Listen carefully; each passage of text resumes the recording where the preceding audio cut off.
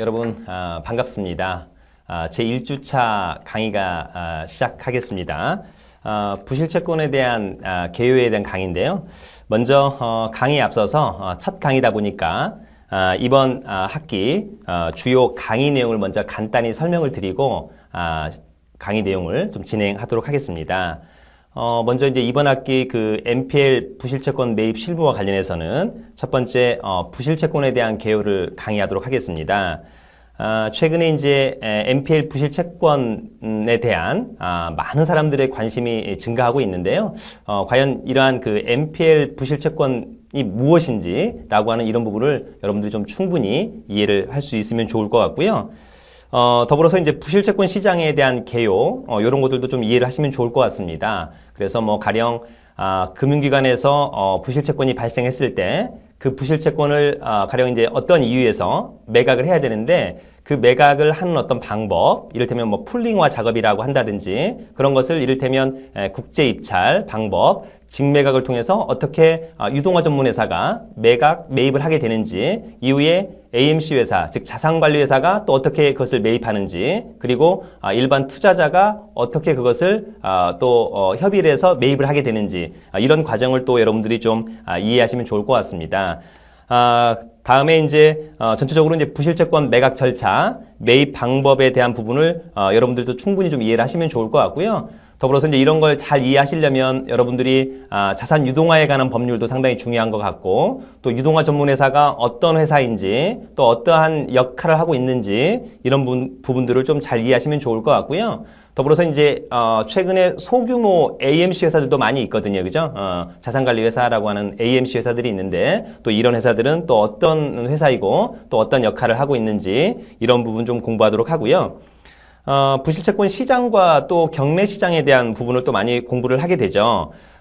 전체적으로 보면 부실채권이라고 하는 것이 차후에는 경매 시장을 통해서 마지막 정리를 하고 있는 것 같아요. 그래서 여러분들이 부실채권 시장을 좀 꼼꼼히 잘 이해하신 다음에 차후에는 경매 시장과도 어떤 연관성이 있는지, 그래서 마지막으로 이제 우리가 배당에 대한 방법 또는 유입에 대한 방법, 여러 가지 어떤 NPL의 장점이 있는데요.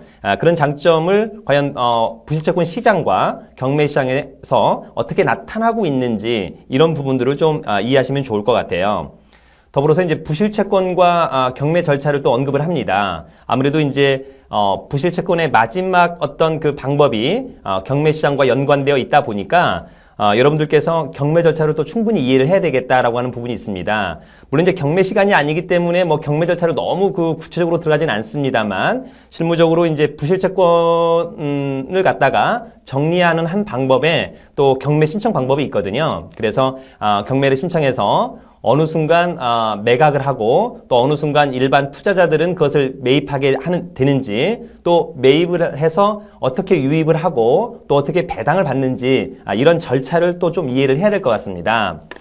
더불어서 이제 부실채권과 경매 권리 분석 또 상당히 중요하죠. 그래서 실무적으로는 이 권리 분석을 잘 못하고서는 사실은 NPL 채권을 싸게 잘 샀다, 이렇게 얘기하기는 상당히 어려울 것 같아요. 그래서 여러분들께서 꼭 알아야 되는 경매 권리 분석 꼼꼼히 또 체크를 해보도록 하고요. 또 경매와 관련해서는 또 경매 배당을 또 좀 이해를 해야 되는데요.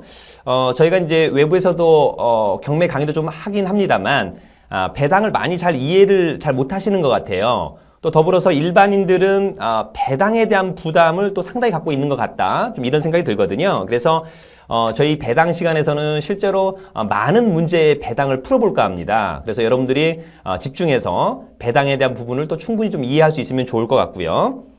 더불어서 이제 우리가 흔히 NPL 부실채권이라고 하면 담보부 부실채권이 주를 이룬다, 이렇게 해도 과언이 아닐 것 같습니다. 그러나 그 외에도 무담보 부실채권 또는 이제 담보부 부실채권이 전환 무담보 부실채권이 될 수도 있거든요. 그러한 무담보 부실채권의 어떤 회수와 관련된 어떤 여러 가지 방법 또는 법률적인 조치, 가령 뭐 보존 처분에 대한 가압류 가처분을 이해한다든지, 또는 소송에 대한 부분을 이해한다든지, 또는 뭐 채권 압류 및 추심을 이해한다든지, 이런 부분을 또 여러분들이 잘 따라와 주셔야 될 것 같고요.